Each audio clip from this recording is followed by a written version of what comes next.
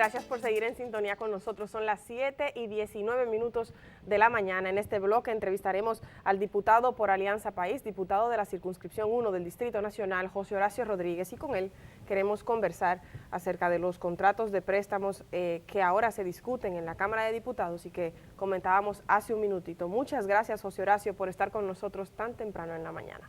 Gracias a ustedes por la invitación. Para mí es un gran gusto cerrar este viernes aquí con ustedes en el día. Bueno, empezarlo el viernes porque es temprano. Bueno, cerrar la semana, empezar el viernes. Sí. Quise decir cerrar la semana, sí. Seguro. En los últimos 2 días la Cámara de Diputados ha aprobado un préstamo de $39 millones del Banco Interamericano de Desarrollo, dice que para un programa de eficiencia energética. Otros 50 millones con Francia para el metro, otros 50 millones con el Banco Interamericano de Desarrollo otra vez, para un proyecto de sanidad e innovación agropecuaria. Esos 3 el miércoles y ayer jueves, 100 millones con el Banco Internacional de Reconstrucción y Fomento para el Pacto por la Educación, que yo definitivamente no entiendo para qué se necesitan 100 millones de dólares con el presupuesto que tiene educación. Queremos que nos cuente de esos detalles, pero antes quisiera que nos describas cuál fue la situación por la que tú, vocero de Alianza País, y Gustavo Sánchez del PLD, se quejaron de que se sometiera a votación ese préstamo que fue aprobado sin que los diputados tuvieran el tiempo para estudiar. ¿Cómo fue eso? A esa lista faltaron 100 millones de dólares más ayer aprobados. ¿También? Sí, también, aparte de todo lo que usted dijo. ¿De qué? Para anotarlo aquí también. Para el puerto de Manzanillo. Que ese fue justamente el que provocó esa intervención de nuestra parte. 100 millones de dólares más para el puerto de Manzanillo. La estructura de la agenda del Pleno de la Cámara se rige por el reglamento interno de la Cámara, que establece una estructura con un orden de dónde va cada iniciativa, cada punto, según de qué trata y en qué momento se está conociendo. Y en esa estructura, en el punto, se reserva, el último punto de esa estructura es el punto 14, donde se colocan temas que tienen plazo vencido, pero que todavía no han recibido informe de la comisión. Entonces, cuando uno llega a la sesión y hay algún punto, hay algún tema en el punto 14, nosotros todavía no tenemos la documentación necesaria para el debate, porque el tema fue enviado a comisión, el plazo está vencido y se coloca ahí como para que se le llame la atención a la comisión de que dé una respuesta sobre cuál es la situación de ese proyecto del cual fue apoderado por parte del Pleno y no ha rendido un informe en el plazo que tenía previsto. Entonces, ese último contrato de esos 100 millones para la presa de Manzanillo estaba en esa estructura 14 en el día de ayer. Pero mientras uno está en el curso de la sesión, la agenda a veces se actualiza. Y si los informes llegan vía secretaría, que ya la comisión rinde el informe y mientras estamos en el pleno llega, se sube y entonces se coloca y entonces a veces se modifica de la estructura 14 pero a otro punto. Aún en esas circunstancias, ¿cómo lo van a estudiar? Porque eso es para sentarse con mucha calma Yo debo analizar. Decir que hay una comisión que ya lo estudió. En medio de la sesión, ya llegó, bueno, pues ahora lo podemos aprobar, pero ¿cuándo lo van a estudiar? Eso es lo que pasa. ¿En la sesión? Sí, lo que pasa es que se supone que esos préstamos se estudian, esos contratos, en las comisiones. En este caso, en la Comisión de Hacienda, ya sí se había estudiado y los miembros de la Comisión de Hacienda se supone. Sí, pero lo que pasa es que las comisiones lo que pueden hacer es recomendaciones. Exacto. No son el voto, la comisión no aprueba ni rechaza. Eso es correcto. Estudia, pero tiene que comunicarle lo que encontró a todos los demás y los demás analizarlo para entonces tomar la decisión. Exactamente. ¿Y qué es lo que establece el reglamento de la Cámara? En su artículo 85 dice que que todo diputado tiene derecho a recibir por lo menos un día laborable antes la documentación que sirve para el debate. Y la documentación para el debate principal es el informe, porque con el informe en mano es que uno puede estar en condiciones de debatir esa pieza. En este caso, el contrato de préstamo. Pero el propio reglamento establece que por una mayoría calificada de 2/3 partes, el Pleno puede decidir renunciar a ese plazo de 24 horas. Entonces, ayer, como el informe llegó mientras estábamos en la sesión, nosotros sentados ahí, cuando llegamos no teníamos el informe disponible. Se está conociendo una serie de temas, se aprueban algunas resoluciones y leyes, y cuando llega a ese punto, que estaba en la estructura 14, bueno, dice, bueno, el informe llegó, entonces se somete a votación a ver si el Pleno está de acuerdo con renunciar a ese plazo de las 24 horas, y para eso se necesita una mayoría calificada.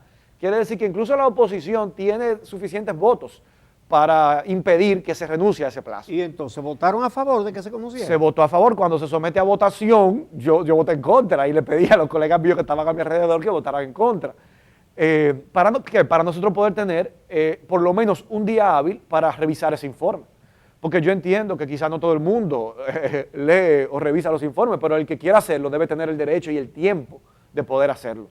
Y ese fue nuestro reclamo, y llamar la atención a los colegas de decir, miren, nosotros tenemos derecho a ver ese informe y además el deber, no solamente el derecho, y la responsabilidad de analizarlo, estudiarlo, consultar con gente, asesores nuestros que nos permitan evaluar la pertinencia o no de un determinado préstamo. Y durante la sesión eso no se puede hacer. Se necesita que nos deje un dato.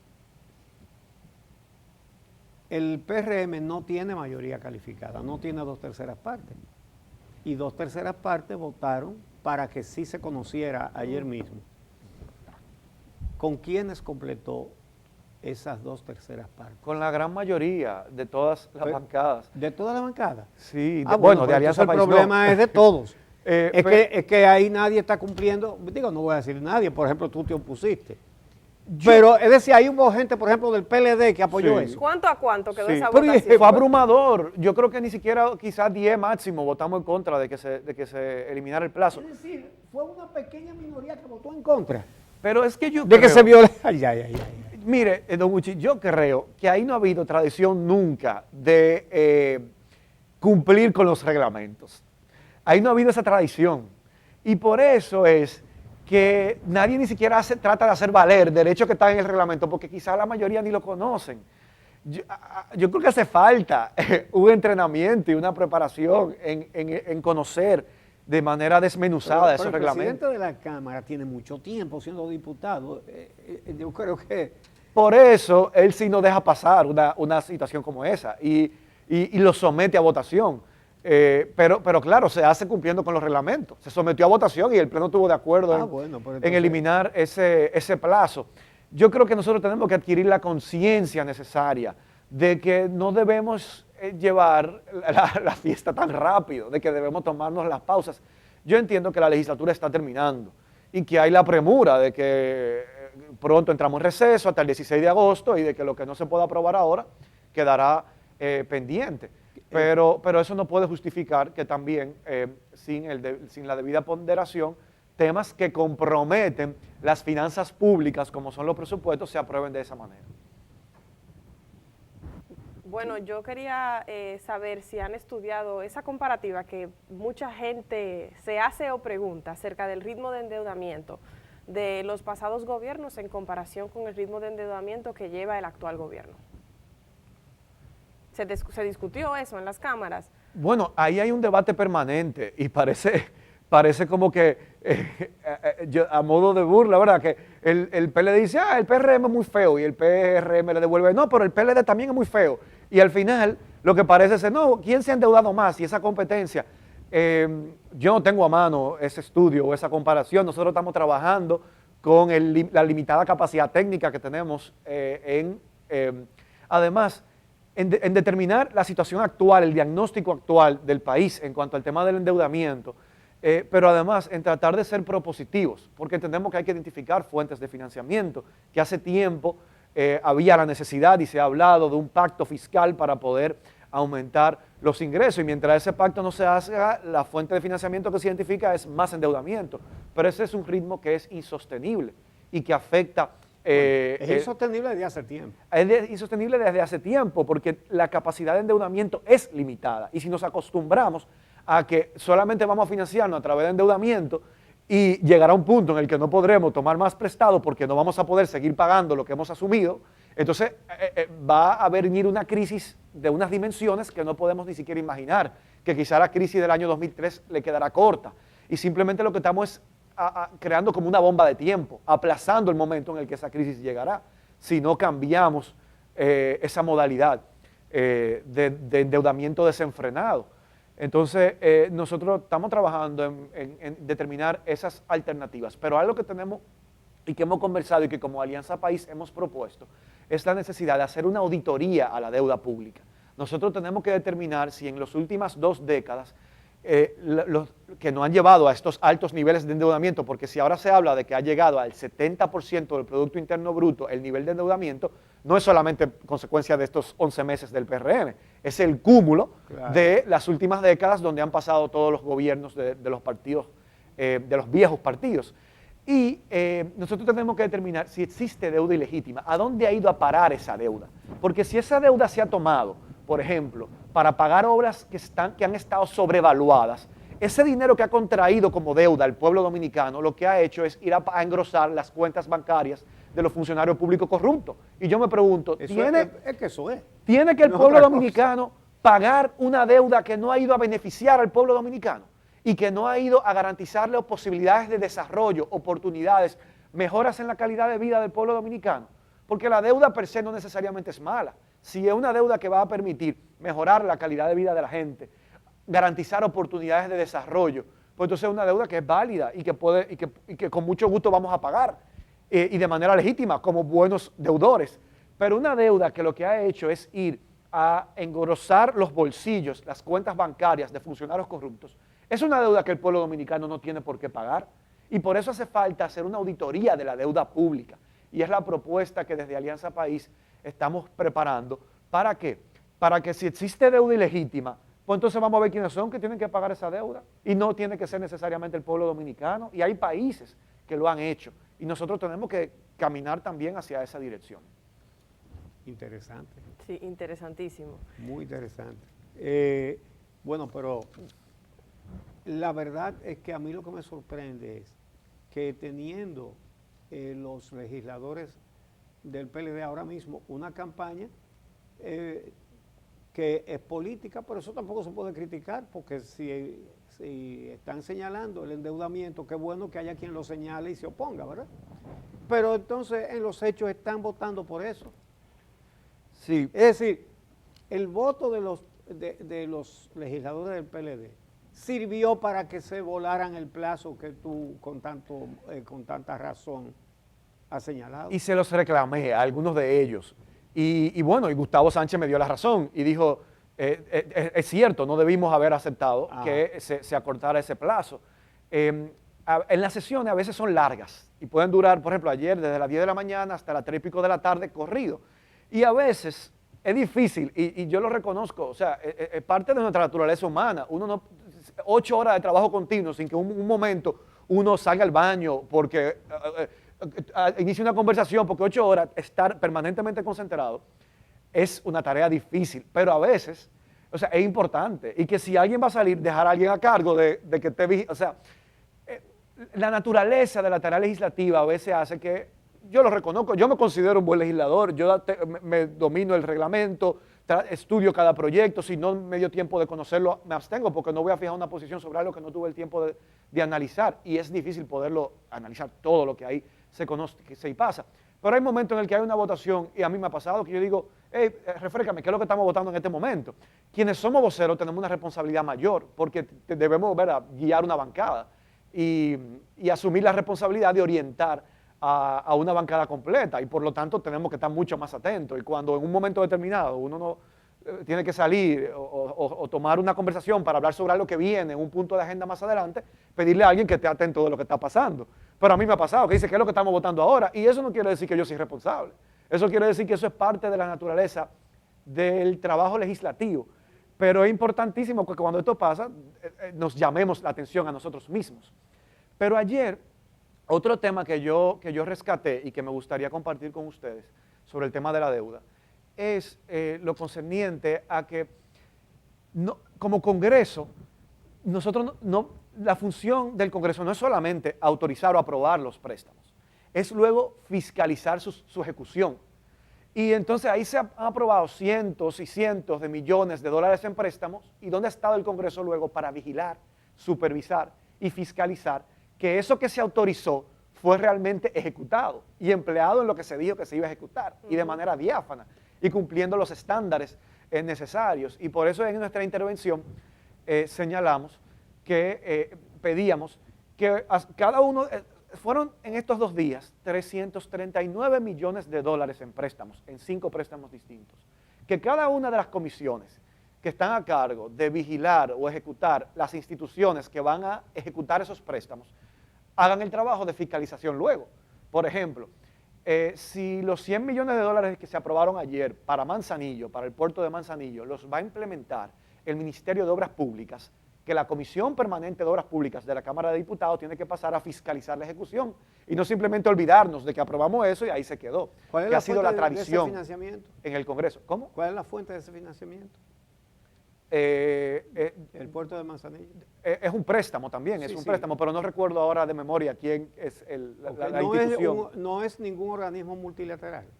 Tendría que revisar de nuevo la agenda. Interamericano de Desarrollo, Banco Mundial. No, de memoria no lo tengo.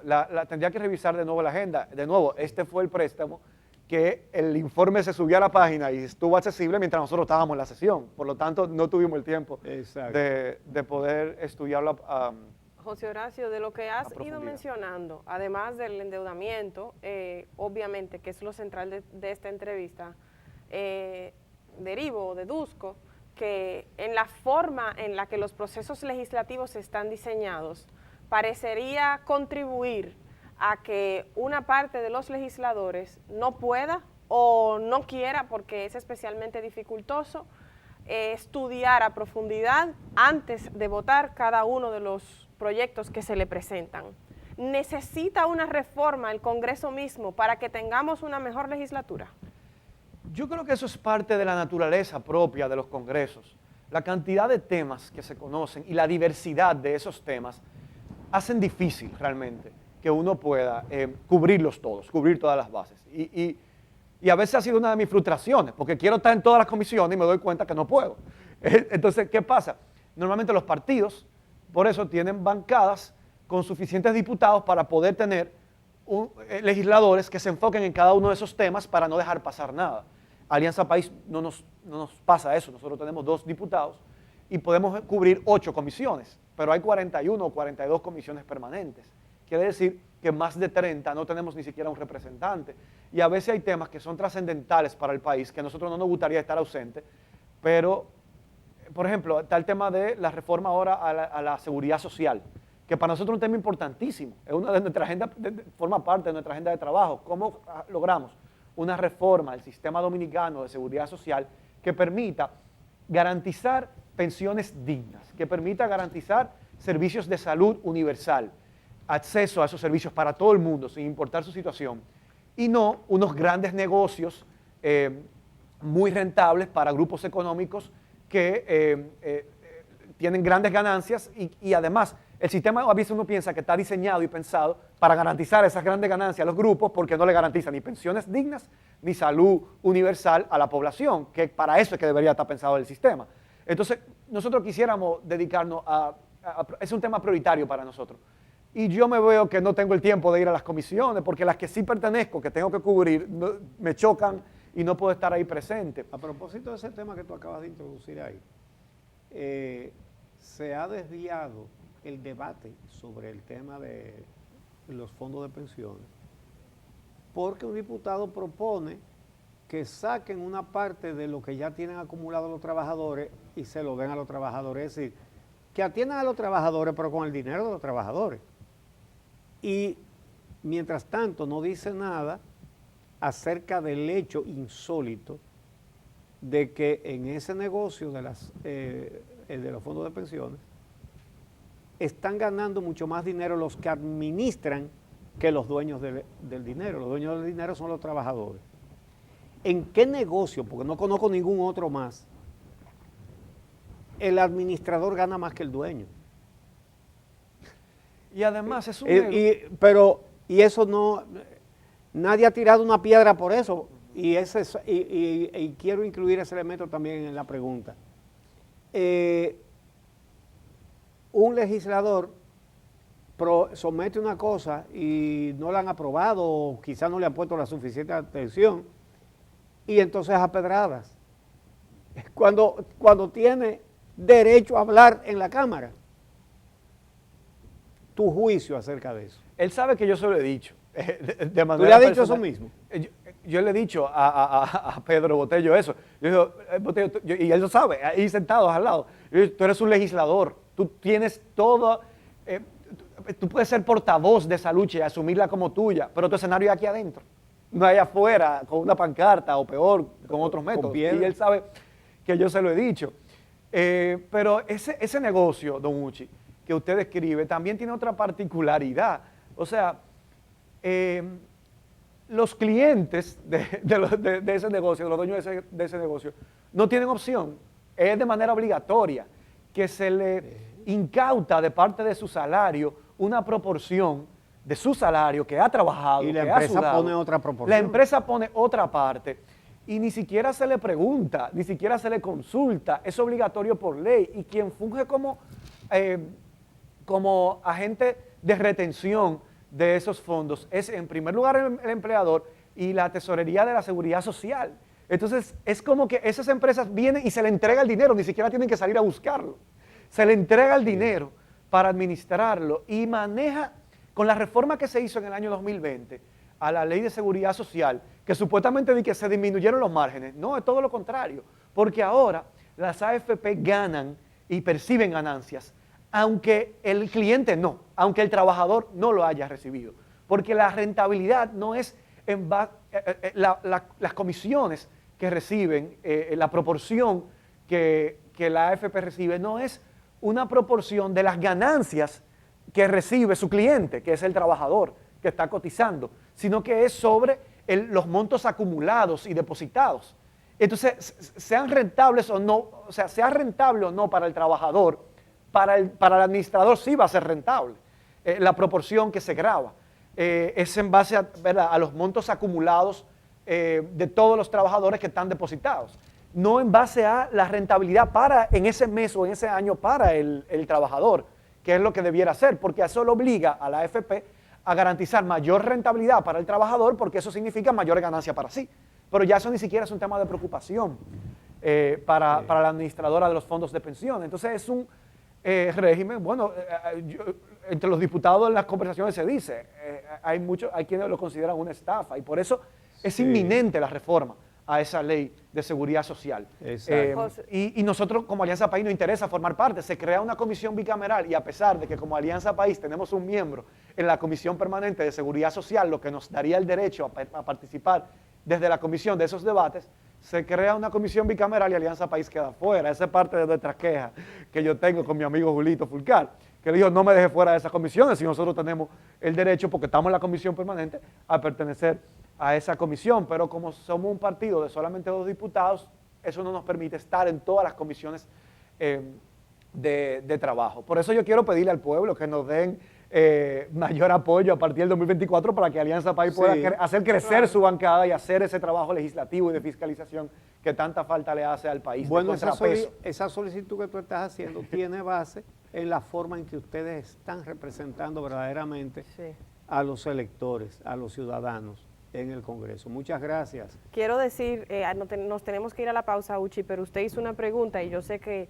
José Horacio también tiene la misma pregunta acerca de con quién era el préstamo de la estructura 14. En el punto 14.2 del documento, del informe, dice que el contrato de préstamo número 5282-OCDR, suscrito el 24 de junio del 2021 entre la República Dominicana y el Banco Interamericano de Desarrollo, BID, por hasta un monto de 100 millones de dólares de los Estados Unidos de América para el financiamiento del programa de rehabilitación y ampliación del puerto de Manzanillo de la República Dominicana a ser ejecutado por el Ministerio de Obras Públicas y Comunicaciones. Entonces, como consolación, podemos decir que de los 5 préstamos, no 4, los 5 préstamos aprobados en 2 días, 3 son con un organismo multilateral, que son préstamos que tienen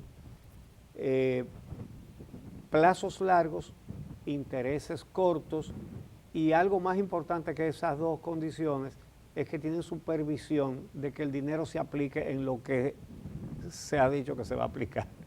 Que por eso los gobiernos del PRD y el PLD dejaron de preferir a los organismos multilaterales, porque a pesar que los préstamos son más blandos,